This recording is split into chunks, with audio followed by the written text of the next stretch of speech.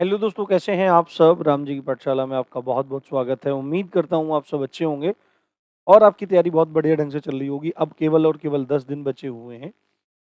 आपको अब बहुत अच्छे से तैयारी करनी है। केवल और केवल रिवीजन और प्रैक्टिस पे ध्यान देना है। जो कमी निकल कर आ रही है, उसको आपको देखना है, और सुधार करना है। वीडियो शुरू करने से पहले एक बात मैं पहले ही आपको बता देता हूँ, ध्यान से सुन लीजिए।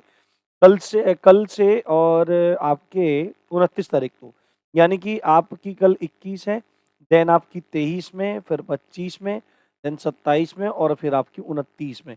इन 5 दिन आपका फ्री टेस्ट कंडक्ट करवा रहा है राम जी की पाठशाला। कोई नहीं है, कोई मतलब चार्जेस नहीं है, लाइव एंड फ्री। 11 बजे आपको तैयार रहना है कल सुबह। और एक ऐप है बेटर एनरोल, ठीक है? अपना तो कोई ऐप भी नहीं है, तो बिल्कुल आप लोगों की सुविधा के लिए ये सब चीज़ें करवाई हैं। वो कह रहे थे कि सर आप करते रहते हो बच्चों के लिए। मैंने कहा ठीक है भाई, एक टेस्ट बच्चों के लिए करवा सको कंडक्ट तो आप करा दो। लाइव टेस्ट होगा, ठीक है? 11 बजे शुरू हो जाएगा और जितने टाइम तक एग्ज़ाम का टाइम है, उतने टाइम तक ही चीज़ें रहने वाली हैं, ठीक है? तो आपको इसमें पार्टिसिपेट ज़रूर करना है। एक ऐप है बेटर एनरोल, उसका लिंक मैं डिस्क्रिप्शन में और पिन कमेंट में दे दूँगा, तो ज़रूर जॉइन कीजिए। और कल शाम को फिर इसको एनालाइज़ करेंगे, क्या कैसा था, कैसा नहीं था, कितनी कट ऑफ है, ये सब चीज़ें। तो अभी दोस्तों एक बात मैं आपको बताता हूँ, हम लोग ग्रामीण परिवेश के इन टॉपिक्स को पढ़ रहे हैं, प्रैक्टिस कर रहे हैं। जितने भी क्वेश्चन इंपॉर्टेंट जहाँ से भी हो सकते हैं, आप लोग कीजिए। मैं आप लोगों के लिए लेके आ रहा हूँ। और अब से पहले 3 वीडियो मैंने योजनाओं संबंधित डाल दी हैं। अब ये चौथी और आखिरी है। इसका पीडीएफ मैं टेलीग्राम में डाल दूंगा, आप लोग जा करके वहां से ले सकते हैं। कोई भी इशू वहां पर नहीं है, ठीक है? तो आज का पहला क्वेश्चन शुरू करते हैं। लगभग 200 या 205 के आसपास क्वेश्चन है, 50 के आसपास क्वेश्चन टोटल होंगे, 45-50 तो आप करते हैं, ठीक है? आज का क्वेश्चन है, स्वस्थ भारत मिशन ग्रामीण के अंतर्गत ग्रामीण क्षेत्रों में शौचालयों के निर्माण के लिए नवंबर 2014 में उत्तर प्रदेश सरकार ने कितने करोड़ रुपए का प्रावधान किया था? तो आपको एक बात पता होनी चाहिए कि जो स्वच्छ भारत मिशन ग्रामीण चला था, जिसमें खुले में शौच मुक्त भारत को बनाना था, ये अभियान शुरू हुआ था आपका 2 अक्टूबर 2014 में, है ना? 2 अक्टूबर 2014 में ये पूरी योजना, ये पूरा कार्यक्रम चलाया गया था।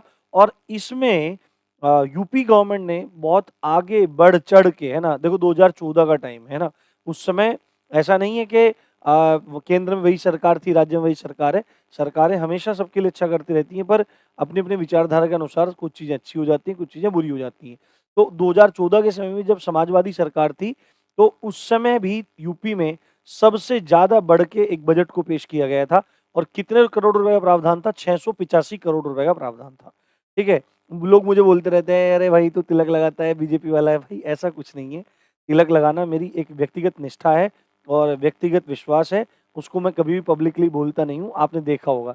बट वो दिखता है उसकी मैं उसके लिए कुछ कर नहीं सकता हूँ, ठीक है? अगला क्वेश्चन है हमारा, स्वच्छ भारत मिशन ग्रामीण चरण 2 के क्रियान्वयन की अवधि क्या है? ठीक है, ये 2014 से आपका चला था और उसके बाद इसको जो टारगेट रखा गया था वो आपका 2020 तक को रखा गया था। 20-21 तक अपने लक्ष्य की प्राप्ति इसको करनी थी।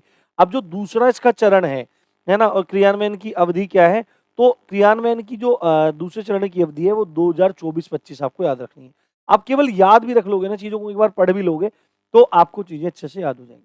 अगला प्रश्न है, जननी सुरक्षा योजना। जननी सुरक्षा योजना, है ना? जननी सुरक्षा योजना किस वर्ष प्रारंभ की गई थी? तो जननी सुरक्षा योजना आपकी प्रारंभ की गई थी सन 2005 में।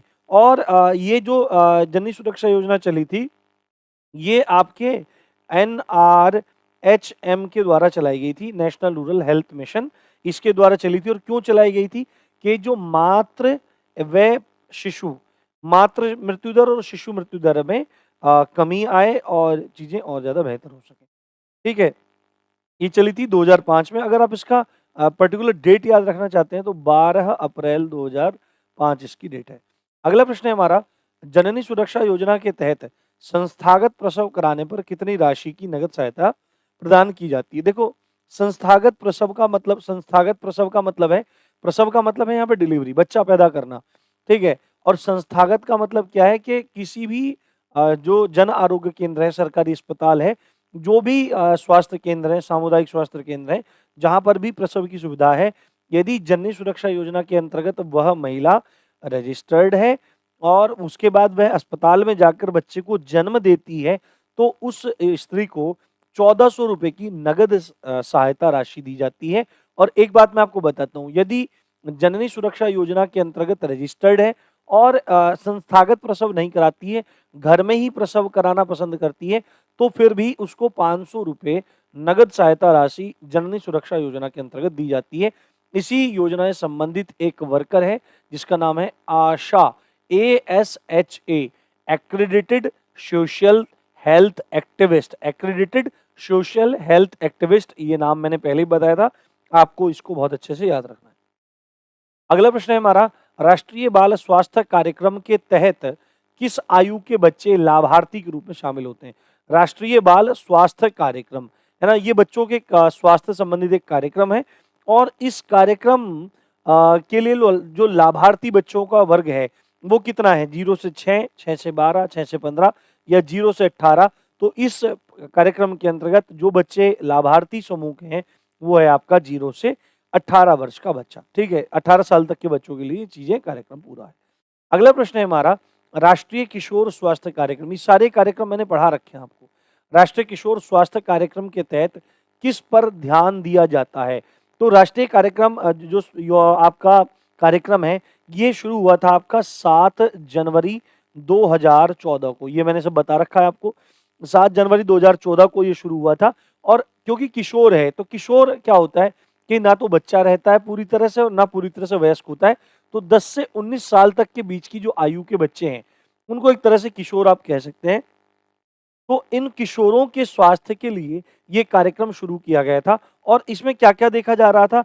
इसमें देखा जा रहा था कि भाई उनका पोषण कैसा है, उनका यौन स्वास्थ्य कैसा है, उनकी प्रजनन दर कैसी है, उनको कोई मानसिक रोग तो नहीं है ना, मानसिक रोग तो नहीं है, मानसिक स्वास्थ्य कैसा है, किसी चोरी में तो लिप्त नहीं है, किसी प्रकार की हिंसा में तो लिप्त नहीं है, किसी प्रकार का गैर संक्रामक रोग तो नहीं है ना, और आपको एक चीज है, किसी प्रकार के नशे में तो नहीं है, नशाखोरी में तो नहीं है। तो पोषण, यौन स्वास्थ्य, प्रजनन, मानसिक रोग या स्वास्थ्य, चोरी, हिंसा, गैर संक्रामक रोग और नशे, ये इसके प्रमुख क्या थे? केंद्र बिंदु थे। इन केंद्र बिंदुओं को ध्यान में रखकर इस कार्यक्रम को शुरू किया गया था। तो अब ये है हमारा क्वेश्चन है, राष्ट्रीय किशोर स्वास्थ्य कार्यक्रम के तहत किस पर ध्यान दिया जाता है? तो पोषण पर भी ध्यान दिया जाता है, यौन प्रजनन यौन स्वास्थ्य पे भी ध्यान दिया जाता है और प्रजनन दर पे भी ध्यान दिया जाता है कि भाई इसका फर्टिलिटी रेट कैसा है। ठीक है, ऐसा तो नहीं है कि कहीं अभी अपनी प्रजनन क्षमता खोता जा रहा है, तो इन सब चीजों पर ध्यान दिया जाता है। ये सभी इसका उत्तर हो जाए। ठीक है, एक एक क्वेश्चन ऐसा है जहां पे डिटेल की जरूरत है, मैं दे रहा हूं, अगर आपने पहले नहीं भी पढ़ा है तो भी आपके लिए बहुत ज्यादा इंपॉर्टेंट ये चीजें हो जाएंगी। एक अगला प्रश्न है, परिवार कल्याण एवं स्वास्थ्य संबंधी अन्य उपायों के लिए संचालित समग्र योजना के तहत कौन सी उपयोजना का संचालन नहीं किया जा रहा है? यानी कि परिवार कल्याण और स्वास्थ्य संबंधी जितनी भी योजनाएं चालू हैं उन योजनाओं, ये पूरा का पूरा है कि भाई परिवार का कल्याण हो, लोगों को स्वास्थ्य संबंधी सहायता प्रदान करने के लिए जो पूरी की पूरी योजना चल रही है, उस योजना के तहत कितनी उपयोजनाओं को चलाया जा रहा है, इनमें से कौन सी नहीं है? तो स्वास्थ्य स्वस्थ नागरिक योजना ये भी है, जनसंख्या अनुसंधान केंद्र ये भी उसी के अंतर्गत आता है, मासिक धर्म स्वच्छता योजना ये इसके अंतर्गत नहीं आता है, और आपका स्वास्थ्य सर्वेक्षण एवं स्वास्थ्य अनुसंधान ये भी आपका समग्र योजना के अंतर्गत आता है। तो उत्तर हो जाएगा हमारा सी, मासिक धर्म स्वच्छता योजना इसके अंतर्गत नहीं आता है।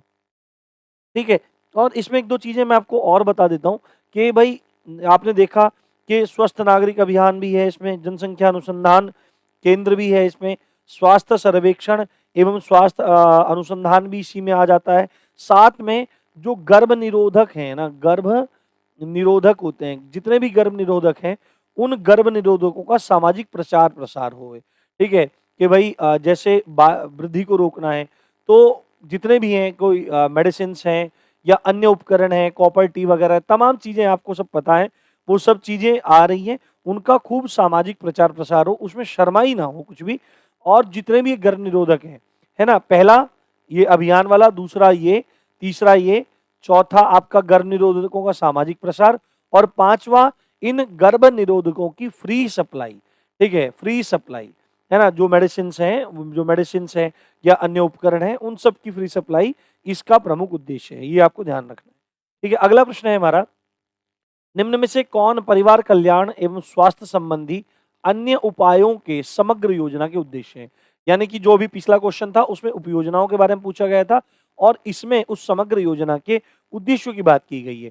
तो अभी हमने देखा कि गर्भ निरोधकों के बारे में सामाजिक प्रचार प्रसार एवं गर्भ निरोधकों की फ्री सप्लाई, है ना, निःशुल्क आपूर्ति किस लिए हो रही है कि भाई परिवार नियोजन हो, फालतू में लोग बच्चे पैदा ना कर दें, अपना जितना वो अफोर्ड कर सकते हैं, समाज के लिए जितना ठीक है।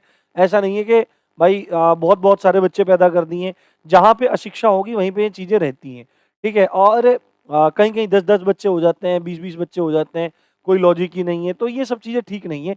ये देश पर भी बहुत भारी प्रभाव डालती हैं, देश के संसाधनों को बहुत ज्यादा नुकसान पहुंचाती हैं चीजें। तो परिवार नियोजन एक प्रमुख उद्देश्य है। जनसंख्या स्थिरता, बिल्कुल ये अभी हमने देख लिया, पिछले क्वेश्चन में आप देख सकते हैं, जनसंख्या अनुसंधान केंद्र। तीसरा है माता के लिए बेहतर स्वास्थ्य सेवा सुनिश्चित करना, ये भी इसमें आ जाता है, तो ऑप्शन डी हो जाएगा उपरोक्त सभी। अगला प्रश्न है हमारा मिशन इंद्रधनुष, है ना, मिशन इंद्रधनुष। इंद्रधनुष में क्या होता है, 7 रंग होते हैं, कितने, 7 रंग। तो मूलतः जब इस अभियान को शुरू किया गया था, टीकाकरण अभियान है ना, टीकाकरण यानी कि वैक्सीनेशन एक तरह से प्रोग्राम है। तो 7 बीमारियों को टैकल करने के लिए, उनके टीका लगाने के लिए, उसकी वृद्धि को बढ़ाने के लिए एक इंद्रधनुष आपका कार्यक्रम शुरू किया गया था। ये कब शुरू किया गया था, तो ये आपका सन 2014 में शुरू किया गया था। अगर डेट भी आपको याद रखनी है तो ये हो जाएगा 25 दिसंबर सन 2014। 25 दिसंबर 2014 क्या था, ये इसको अभियान को शुरू किया गया था। नेक्स्ट क्वेश्चन है हमारा, प्रधानमंत्री सुरक्षित मातृत्व अभियान के तहत महीने की किस तारीख को सभी गर्भवती महिलाओं को सार्वभौमिक तौर पर गुणवत्ता युक्त जांच कराई जाती है? ये मैंने पहले भी आपको बताया था कि अस्पतालों में, निजी अस्पतालों में भी सरकार ये कहती है कि भाई चाहे प्राइवेट डॉक्टर हो चाहे कोई सभी अलग डॉक्टर हो, तो इस योजना के तहत प्रत्येक माह की 9 तारीख को जो भी गर्भवती महिलाएं होती हैं, प्रेग्नेंट जो महिलाएं हैं, उन महिलाओं को निःशुल्क जांच प्रदान की जाती है, ठीक है। और इस अभियान की शुरुआत अगर आप देखेंगे, प्रधानमंत्री सुरक्षित मातृत्व अभियान, तो ये सन 2016 में आपका चलाया गया था, ठीक है। चलिए अगला प्रश्न है हमारा, राष्ट्रीय पोषण अभियान के तहत किस वर्ष तक भारत को कुपोषण मुक्त भारत का निर्माण करना है, टारगेट क्या है? तो ज्यादातर मैं आपको बात बताऊं, ज्यादातर जितने भी टारगेट रखे गए हैं इंडिया में, खासकर केंद्र सरकार के, वो सब 2022 के ही हैं। तो अगर आपको टारगेट के बारे में पूछा है और आपको याद ना रहे कि भाई कब तक टारगेट है और बिल्कुल भी याद नहीं है, ठीक है, तो आप 2022 लगा देना, आपका 90% चांस है कि आपका क्वेश्चन सही हो जाएगा।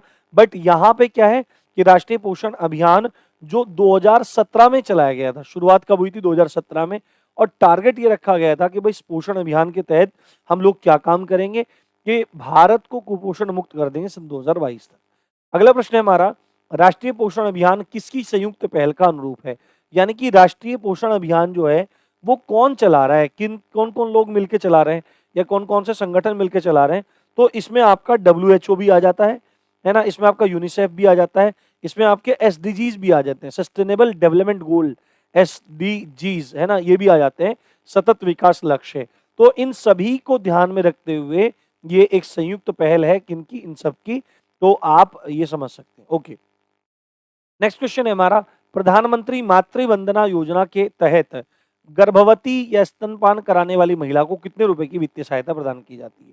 तो जो ये प्रधानमंत्री मातृ वंदना योजना है, सबसे पहले इसके बारे में आपको बताता हूँ, सन 2017 में ये योजना शुरू होती है और इसके तहत प्रावधान किए जाते हैं कि जो महिला गर्भवती है या जिस महिला को बच्चा पैदा हो चुका है और वो दूध पिला रही है, अपने स्तनपान करा रही है, बच्चे को दूध पिला रही है, उनको पोषण उनका बनाए रखने के लिए उन लोगों को वित्तीय सहायता प्रदान की जाएगी। तो कुल कितनी वित्तीय सहायता प्रदान की जाती है? कुल 6,000 रुपए वित्तीय सहायता प्रदान की जाती है प्रधानमंत्री मातृ वंदना योजना के तहत। ठीक है, बात समझ में आई दोस्तों? और ये 6,000 रुपए भी एक मुश्त नहीं दिए जाते, एक साथ नहीं दिए जाते, इनमें से 5,000 रुपए दिए जाते हैं 3 किस्तों में। कितनी? 3 किस्तों में, 1, 2, 3, 3 किस्तों में दिए जाते हैं। और बाकी के 1,000 रुपए जो मिलते हैं वो आपके जननी सुरक्षा योजना के साथ अटैच होकर प्रसव के समय दिए जाते हैं। कब? प्रसव के समय दिए जाते हैं, और वो भी कौन सा प्रसव होता है? संस्थागत प्रसव, यानी कि सरकारी अस्पताल में जब प्रसव कराया जाता है, डिलीवरी करवाई जाती है, तब ये चीजें दी जाती हैं। ठीक है, मजा आ रहा होगा, समझ में आ रहा होगा। इसी बात पे सब्सक्राइब ठोक के जाओ, बिल्कुल। पढ़ते रहते हो, सब्सक्राइब करते नहीं हो, शर्म नहीं आती भाई तुमको? मैं यहाँ अपना इतना जान लगाता हूँ, इतनी मेहनत लगाता हूँ, कम से कम भाई सब्सक्राइब तो करना चाहिए। ठीक है, नेक्स्ट क्वेश्चन है हमारा, निम्नलिखित में से प्रधानमंत्री मातृ वंदना योजना का उद्देश्य क्या है? तो अभी देखा हमने, प्रधानमंत्री मातृ वंदना योजना क्या कर रही है? वित्तीय सहायता प्रदान कर रही है, 6,000 रुपए दे रही है। तो क्या है इसका प्रमुख उद्देश्य? वित्तीय सहायता प्रदान करना। अगला प्रश्न है हमारा, सुरक्षित मातृत्व आश्वासन सुमन योजना को किस वर्ष प्रारंभ किया गया था? तो ये योजना जो प्रारंभ हुई थी, ये हुई थी आपकी 2019 में, और अगर पूरी तरह से देखा जाए तो ये योजना शुरू हुई थी आपकी 10 अक्टूबर 2019 को। ये आपको बहुत अच्छे से याद रखना है। ठीक है, अगला प्रश्न है हमारा, निम्नलिखित में से कौन सुरक्षित मातृत्व आश्वासन सुमन योजना के उद्देश्य हैं? है ना, सुमन योजना के उद्देश्य क्या है? तो शिशु मृत्यु दर में कमी लाना, ये बिल्कुल सही है।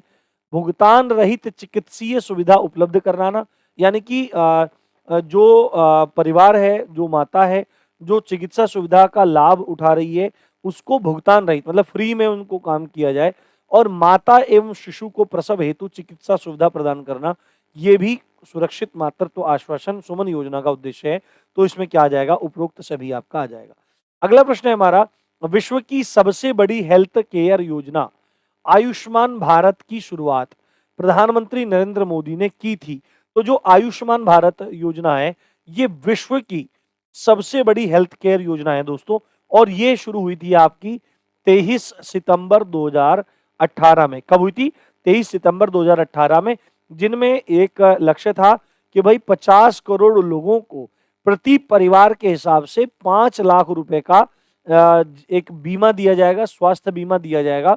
और ये जो योजना अनाउंस हुई थी, घोषणा हुई थी इसकी, वो हुई थी आपकी झारखंड से। कहां से? झारखंड से इसकी योजना की नींव रखी गई थी, और झारखंड की राजधानी क्या है आपकी? रांची। रांची से इसकी नींव रखी गई थी। ठीक है, अगला प्रश्न है हमारा, आयुष्मान भारत प्रधानमंत्री जन आरोग्य योजना के तहत द्वितीयक तथा तृतीयक स्वास्थ्य देखभाल हेतु प्रत्येक परिवार को कितने रुपए तक की चिकित्सा सुविधा प्रदान करने का प्रावधान है? तो कितने कितने की है? तो ये तो आपको पता ही है, आयुष्मान भारत में कितने मिलते हैं? 5 लाख रुपए मिलते हैं। ये इतना लंबा चौड़ा क्वेश्चन घुमा के आ जाए तो टेंशन मत लेना, सीधे 5 लाख रुपए लगा देना। ठीक है, नेक्स्ट क्वेश्चन है हमारा, निम्नलिखित में से कौन जन औषधि योजना के संबंध में सही है? तो जन औषधि जो योजना है, इसके माध्यम से क्या किया गया कि जो आपके जन औषधि केंद्रों को खोला गया, यानी कि जेनेरिक दवाइयां, सस्ती दवाइयों के आपके मेडिकल स्टोर्स खोले गए। मानो कि कोई सॉल्ट है ए, और प्राइवेट कंपनियां प्राइवेट आपके अस्पतालों में या मेडिकल स्टोर में इसको 100 रुपए का बेच रही है, तो सेम साल्ट जन औषधि केंद्र में आपको बहुत सस्ते दामों में मिल जाएगा, 10 रुपए का मिल जाएगा, 20 का मिल जाएगा। तो जन औषधि केंद्रों का क्या मकसद था कि जेनेरिक दवाइयां, जेनेरिक, ये है जेनेरिक, जेनेरिक दवाइयां उपलब्ध करवाना इसका प्रमुख उद्देश्य था, सस्ती दवाइयां उपलब्ध करवाना इसका उद्देश्य था। ठीक है, अगला प्रश्न है, राष्ट्रीय आरोग्य निधि का संबंध किससे है? तो राष्ट्रीय आरोग्य निधि का संबंध किससे है? आपकी वित्तीय सहायता से है। ठीक है, ये चीज आपको ध्यान रखनी है, वित्तीय सहायता प्रदान करने से राष्ट्रीय आरोग्य निधि का संबंध है। अगला प्रश्न है हमारा, सुपोषित मां अभियान योजना के तहत किसे पर्याप्त पोषण उपलब्ध कराना है?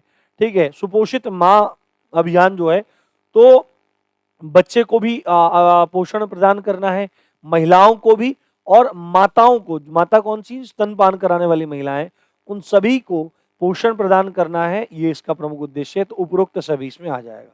ठीक है, अगला एक बात मैं इसमें आपको बता देता हूँ नेक्स्ट क्वेश्चन में जाने से पहले, कि इस अभियान की शुरुआत सन 2020 में की गई थी। कहां से? आपका जो राजस्थान है, राजस्थान के कोटा शहर से, है ना, बड़ा फेमस हो रहा है कोटा शहर, पहले से फेमस है। अलक पांडे सर ने धूम मचा रखी है, फिजिक्स वाला ने, बड़ा मेहनती बंदा है भाई, और सच में बहुत सिंपल एकदम, मुझे बहुत अच्छा लगता है पर्सनली। उससे यूट्यूब में पूछा जाए तो मुझे कौन कौन अच्छा लगता है, तो एक तो मुझे बिहार के एक रिपोर्टर हैं मनीष कश्यप, भाई बड़ा धाकड़ आदमी है मनीष कश्यप, ये मुझे बहुत अच्छा लगता है। मेरा अगर कभी हुआ तो मैं मिलूंगा जरूर मनीष कश्यप से। और दूसरा जो अलख पांडे हैं, ठीक है, बहुत मतलब मोटिवेटिंग इंसान है, मेरे को बहुत सही लगते हैं ये दो बंदे यूट्यूब पे अभी तक। फेवरेट में तो बिल्कुल यही है, ठीक है। अगला क्वेश्चन है हमारा, निम्नलिखित में से कौन सामुदायिक विकास योजना के प्रमुख उद्देश्यों में शामिल था? तो सामुदायिक विकास योजना कहिए या सामुदायिक विकास कार्यक्रम कहिए, ये 2 अक्टूबर 1952 को शुरू हुआ था और ग्राम विकास के क्षेत्र में, रूरल डेवलपमेंट के क्षेत्र में मील का पत्थर था ये कार्यक्रम या ये योजना। और इस योजना का प्रमुख उद्देश्य क्या था कि ग्रामीणों का सर्वांगीण विकास करना, बिल्कुल सही है। ग्रामीणों के मानसिक दृष्टिकोण में बदलाव करना, ठीक है, जो अपने पिछड़ापन लिए रहते हैं, पुरानी स्टीरियोटाइप जो है, रूढ़िवादिता जो है, उनको लिए रहते हैं, तो उन उन उन दृष्टिकोणों में चेंजेस लाना और उनके व्यक्तित्व का विकास करना, ये सभी लक्ष्य थे। तो उपरोक्त सभी इसका उत्तर हो जाएगा। नेक्स्ट क्वेश्चन है हमारा, राष्ट्रीय स्वास्थ्य सुरक्षा बीमा योजना की शुरुआत 2018 में किस मंत्रालय द्वारा की गई थी? तो राष्ट्रीय स्वास्थ्य सुरक्षा बीमा योजना की शुरुआत 2008 में, सॉरी 2018 मैंने शायद बोल दिया, तो ये श्रम एवं रोजगार मंत्रालय द्वारा शुरू की गई। ठीक है, आगे अगला क्वेश्चन है हमारा, वर्तमान में राष्ट्रीय स्वास्थ्य बीमा योजना का विलय किस योजना में कर दिया गया है? तो जो राष्ट्रीय स्वास्थ्य बीमा योजना चल रही थी, इस योजना का विलय किसमें? आयुष्मान भारत योजना में कर दिया गया है, ये आपको ध्यान रखना है। अगला ये क्वेश्चन देखो, आई थिंक हाँ, ये क्वेश्चन हमारा रिपीट हो रहा है कि जो मिड डे मील है उसमें क्या किया जाता है? खाना जो भोजन बन रहा है उसको पकाना, परोसना, उपभोग करने के लिए, स्वच्छता का ध्यान रखने के लिए जांच पड़ताल कितनी आवृत्ति पर होनी चाहिए? तो रोज होनी चाहिए, ये बात सही है। अगला प्रश्न है हमारा, मध्याह्न भोजन कार्यक्रम के अंतर्गत विद्यालय स्तर पर बच्चों के न्यून भार की प्रतिशतता का आकलन कितनी आवृत्ति पर किया जाता है या किया जाना चाहिए? न्यून भार मतलब बच्चे जो हैं वहां पे जो सरकारी स्कूलों में पढ़ रहे हैं, खाना पीना खा रहे हैं, तो उनका जो न्यून भार है, उनका जो वेट है, उसका प्रतिशतता का आकलन कि भाई क्या गणित चल रहा है, बच्चों का क्या हिसाब किताब है, इसकी पूरी की पूरी जांच कब होनी चाहिए? तो 6 महीने में कम से कम एक बार हो जानी चाहिए, यानी अर्धवार्षिक रूप से ये चीज आपकी हो जानी चाहिए। ये बहुत बात इंपॉर्टेंट है, ठीक है। अब अब कुछ क्वेश्चन आपके किससे हैं, कुछ क्वेश्चन आपके आई थिंक यूपी की योजनाओं से हैं। फटाफट इनको भी देख लेते हैं, फिर आपके ये योजनाएं पूरी हो जाएंगी। और कल हम शोध प्रणालियों की वीडियो डालेंगे, तो शोध प्रणाली आपको देखनी है, ठीक है। मैं अभी एक चीज और भी सोच रहा हूँ कि आपका जो हिंदी है, हिंदी के टॉपिक हैं, एक टॉपिक एक वीडियो करके डाल दूं डेली, और संभवतः कल मैं समास की वीडियो आपकी मॉर्निंग में डालूंगा। आप उन क्वेश्चन को प्रैक्टिस करके जाइए, तो आपको बहुत ज्यादा लाभ होगा हिंदी, और ये ग्रामीण परिवेश आपका चलता रहेगा। अभी मैं हो सकता है मैं कंप्यूटर का भी आपका डालूं, तो पूरे प्रयास में हूं मैं आपके लिए, क्योंकि बीच में बहुत ज़्यादा डिस्टर्ब रहा, उसके लिए सच में दिल से क्षमा चाहता हूँ दोस्तों। बट आप लोग भी समझ सकते हैं कि बहुत सारी चीज़ें रहती हैं, लाइफ है, अकेला बंदा क्या ही कर सकता है, तो कोई बात नहीं, ठीक है। तो लड़कियों को स्नातक तक मुफ्त शिक्षा देने हेतु अहिल्याबाई योजना कब प्रारंभ की गई थी? तो जो लड़कियां हैं उनको ग्रेजुएट तक फ्री शिक्षा देने के लिए एक योजना प्रारंभ हुई थी, अहिल्याबाई योजना, और अहिल्याबाई योजना का शुभारंभ हुआ था आपका 2017 में, ठीक है, ध्यान रखना 2017 में। अगला प्रश्न है, उत्तर प्रदेश में गांवों में मूलभूत आवश्यकताओं को बढ़ावा देने हेतु किस वर्ष स्वावलंबी ग्राम योजना, या जो योजना का नाम याद रखेंगे, स्वावलंबी ग्राम योजना, इसका शुभारंभ कब किया गया था? तो इसका शुभारंभ किया गया था सन 2016 में, आपको ध्यान रखना है, स्वावलंबी ग्राम योजना। अगला प्रश्न है हमारा, बाल श्रमिक विद्या योजना, बाल श्रमिक विद्या योजना यानी कि जो बाल श्रम है, चाइल्ड लेबर से पीड़ित हैं बच्चे, उन्हें पढ़ने के लिए बढ़ावा देने के लिए, उनकी पढ़ाई को बढ़ावा देने के लिए एक बाल श्रमिक विद्या योजना लागू की गई। इसके तहत जो कामकाजी बच्चे हैं, काम कर रहे हैं, उनको स्कूल भेजने के लिए सरकार द्वारा कितने रुपए का प्रावधान प्रतिमाह किया गया है? देखो, कोई भी माँ बाप क्यों भेजता है अपने बच्चों को? भाई गरीबी है लोग घर में, तो उनको लगता है कि जितने ज्यादा लोग कमाएंगे उतना ज्यादा पैसा घर में आएगा और उस हिसाब से काम चलेगा। तो अभी सरकार क्या कह रही है कि यार भाई तुम अपने बच्चों को पढ़ने भेजो, तुम अपने बच्चों से महीने में कितना कमा रहे हो? 1000 मिल रहा है, ठीक है, 1200 रुपए मिल रहे हैं, तो मैं तुमको 1200 रुपए हर महीने दूंगा, ठीक है। और कब तक दूंगा भाई? 1 साल तक दूंगा। आप कम से कम अपने बच्चों को पढ़ाई के लिए भेजो। सरकार ने दिमाग लगाया कि भाई 1 साल तक हर महीने 1200 रुपए दे देते हैं, और फिर तो बच्चे को पढ़ने की आदत हो ही जाएगी। और जब बच्चा पढ़ लेगा तो उसके बाद जब 8वीं कक्षा पास कर लेगा, 9वीं कक्षा पास कर लेगा, तो इनको प्रोत्साहन के रूप में हम 6-6 हजार रुपए दे देंगे, ठीक है। उससे मतलब बच्चों का हिम्मत और बढ़ेगी आगे पढ़ने के लिए। काफी अच्छी योजना है, इसको आपको समझना चाहिए। इस योजना के बारे में अगर सन पूछे तो आपको सीधे सीधे बोल देना है कि यार 12 जून को चालू हुई थी, 2020 में। ठीक है, आगे समझते हैं। अगला प्रश्न है हमारा, निम्नलिखित में से कौन रोजगार छतरी योजना, है ना, इसका नाम नवीन रोजगार छतरी योजना भी है, और मतलब बड़ा फनी सा नाम हो रहा है, नवीन रोजगार छतरी योजना, ठीक है, का प्रमुख उद्देश्य है, मेरे को बड़ी हंसी आती है लिटरली, ठीक है, नवीन रोजगार छतरी योजना, ठीक है, तो कोई बात नहीं है। निम्नलिखित में से कौन, कैसी कैसी योजनाओं के नाम लोगों ने रखे हुए हैं, निम्नलिखित में से कौन रोजगार छतरी योजना का प्रमुख उद्देश्य है, तो इसमें आपका क्या क्या आ जाएगा, स्वास्थ्य सेवाओं में सुधार करना, नहीं ये नहीं है, है ना, क्या है, ग्राम विकास को बढ़ावा देना, नहीं है, अनुसूचित जाति का जो एससी कास्ट जो है उन एससी कास्ट, मतलब गलत बोल रहा हूँ, जो शेड्यूल कास्ट है एससी हैं उनका सर्वांगीण विकास हो, उसके लिए योजना चालू की। अगला प्रश्न है हमारा, आत्मनिर्भर उत्तर प्रदेश रोजगार अभियान 2020 को राज्य के कितने जिलों में प्रारंभ किया गया था, तो ये जो आपका 2020 में आत्मनिर्भर उत्तर प्रदेश रोजगार अभियान शुरू किया गया था, ये आपका शुरुआत में 31 जिलों में चालू किया गया था। और क्यों चालू किया गया था कि भाई जो मजदूर पहले काम कर रहे थे, रोजगार की प्रॉब्लम उनके सामने खड़ी हो गई कोविड की वजह से, तो उन लोगों को रोजगार देने के लिए इस योजना को शुरू किया। अगला प्रश्न है हमारा, अंबेडकर विशेष रोजगार योजना, अंबेडकर विशेष रोजगार योजना AVRY, ये क्वेश्चन रिपीट है, के अंतर्गत परियोजना की इकाई लागत इतने रुपए से कम नहीं होनी चाहिए। अगर इस योजना के तहत कोई व्यक्ति कोई अपना काम करता है तो मिनिमम 50,000 रुपए उसकी लागत होनी ही चाहिए। ठीक है, ये आपको ध्यान रखना है। अगला प्रश्न है हमारा, अंबेडकर विशेष रोजगार योजना के अंतर्गत सामान्य श्रेणी लाभार्थियों के लिए उपलब्ध इकाई लागत, प्रतिशतता एवं अधिकतम आर्थिक सहायता धनराशि क्या है। ठीक है, अब देखो, अगर इस योजना के तहत आपको लाभ उठाना है तो आपके प्रोजेक्ट की कीमत 50,000 रुपए कम से कम होनी चाहिए। बट अगर सामान्य श्रेणी के लाभार्थियों की बात की जाए, क्वेश्चन ज्यादा यहीं से बनेगा, आई थिंक ये पुराने किसी एग्जाम का भी है, तो आपको जो उपलब्ध इकाई का लागत प्रतिशतता होगी वो 25% होना चाहिए, और जो सब्सिडी दी जाती है मैक्सिमम वो 7500 रुपए इसमें दी जाती है, तो 25% एवं आपका 7500 रुपए, ये इसका अनुपात है। ठीक है, अगला प्रश्न है, उत्तर प्रदेश में किस वर्ष मनरेगा को प्रारंभ किया गया था।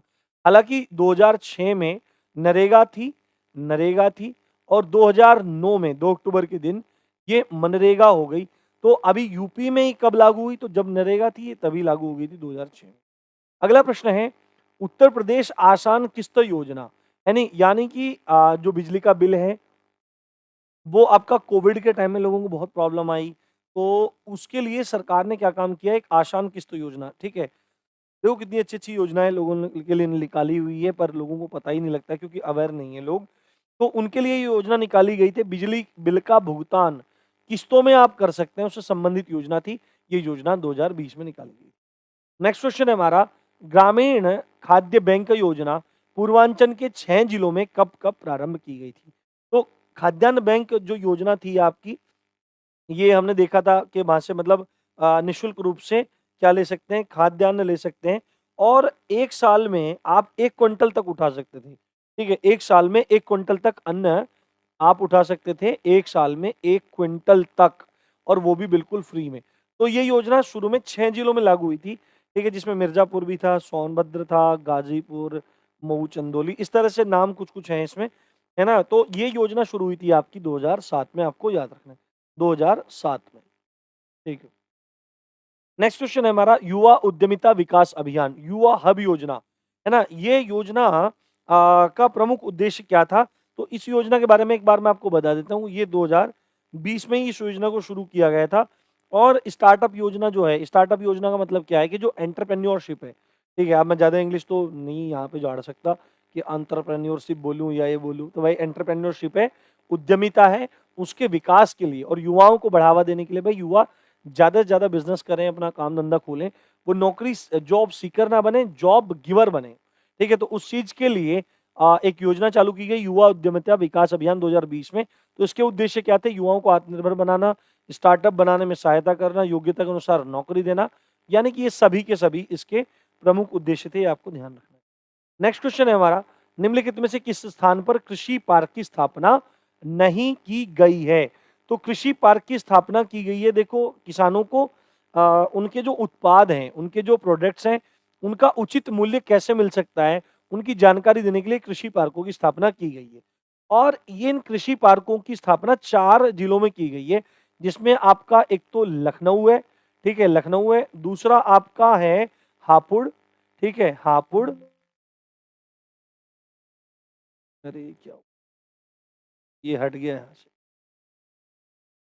1 सेकंड, बीच-बीच में कभी-कभी हट जाता है। दूसरा है आपका हापुड़, ठीक है, हापुड़ है। तीसरा है आपका सहारनपुर और चौथा है दोस्तों आपका वाराणसी, वाराणसी, ठीक है। तो लखनऊ, हापुड़, सहारनपुर, वाराणसी। तो लखनऊ तो है, वाराणसी भी है, सहारनपुर भी है, गाजियाबाद नहीं है जहाँ पर कृषि पार्क की स्थापना। ठीक है, अगला क्वेश्चन है हमारा, मुख्यमंत्री शिक्षुता प्रोत्साहन योजना, यानी बच्चों को पढ़ाने के लिए प्रोत्साहन करने के लिए योजना है ना, के तहत युवाओं को ट्रेनिंग के दौरान कितने रुपए प्रति माह देने का प्रावधान है? तो कुल मिलाकर 2500 रुपए देने का प्रावधान है मुख्यमंत्री आपका शिक्षुता प्रोत्साहन योजना के तहत। ठीक है, अगला प्रश्न है हमारा, किसान सेवा रथ योजना, किसान सेवा रथ योजना किस वर्ष प्रारंभ की गई थी? तो ये 2010 में आपकी प्रारंभ की गई थी, ये आपको याद रखना है। ये अगला प्रश्न है हमारा, डैश डैश डैश सुल्तानपुर में सामाजिक वानिकी योजना की कुशल कार्यप्रणाली के लिए केंद्रीकृत डाटाबेस की समस्याओं का समाधान करने के लिए पहल है। तो इनमें से एक स्थान है, एक पहल है, एक इनिशिएटिव है जो सामाजिक वानिकी योजना की जो कार्यप्रणाली है उसके डेटाबेस की समस्या का सॉल्यूशन करने के लिए है, तो वो है आपका राष्ट्रीय सूचना केंद्र। तो आपसे पूछा जाए कि राष्ट्रीय सूचना केंद्र कहां पर है, तो आप सीधे सीधे बोल देंगे सुल्तानपुर में। ठीक है, अगला क्वेश्चन है हमारा कि उत्तर प्रदेश गौपालक योजना के अंतर्गत पशुपालकों को कितने रुपए ऋण उपलब्ध करवाया जाता है? तो यदि कोई उत्तर प्रदेश गौपालक योजना के तहत क्या करता है, ऋण लेता है, कोई लोन लेता है, तो मैक्सिमम उसको 10 लाख रुपए तक का ऋण प्रोवाइड करवा दिया जाता है। ठीक है, अगला क्वेश्चन है हमारा, उत्तर प्रदेश कौशल सतरंग योजना का संबंध किससे है? तो उत्तर प्रदेश कौशल सतरंग योजना का संबंध कौशल विकास से है, स्किल डेवलपमेंट से है, और ये योजना 2020 में ही आपकी चालू हुई थी। ये बात आपको याद रखनी है। ठीक है, और आज का लास्ट क्वेश्चन हम लोग कर लेते हैं, उत्तर प्रदेश के कितने जिलों में हर्बल गार्डन की स्थापना की गई है? तो कुल मिलाकर आपके 18 जिलों में हर्बल गार्डन की स्थापना की गई है। तो ये सारे के सारे योजनाओं के इंपॉर्टेंट क्वेश्चन थे, ये हम लोगों ने कर लिए। उम्मीद करता हूँ आपको समझ में आया होगा, अच्छा लगा होगा। तो आप लोगों को क्या काम करना है, आप लोगों को दोस्तों एक तो दबा के सब्सक्राइब करना है और अवेयर रहना है, टेलीग्राम को ज्वाइन कर लेना है, लिंक डिस्क्रिप्शन में दे दूंगा, और कल 11 बजे लाइव टेस्ट के लिए तैयार रहना है। इसी अच्छी बात के साथ आप देख रहे थे राम जी की पाठशाला। मैं हूं राम भारद्वाज। जय हिंद, जय भारत।